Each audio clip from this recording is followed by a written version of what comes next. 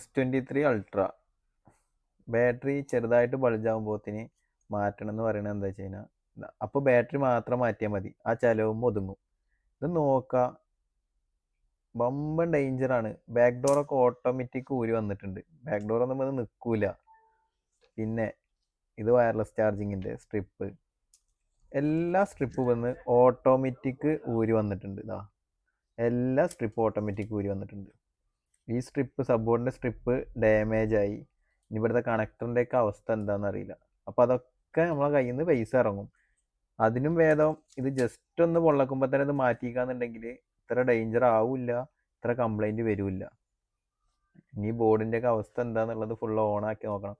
Battery ഉണ്ടാവും, എത്രത്തോളം ബൾജാൻ പറ്റുമോ അത്രത്തോളം ബൾജായിരിക്കണം. ജസ്റ്റ് എന്തെങ്കിലും ടച്ച് ചെയ്താൽ സാധനം പൊട്ടിത്തെറിച്ചു, ഉറപ്പാണ്.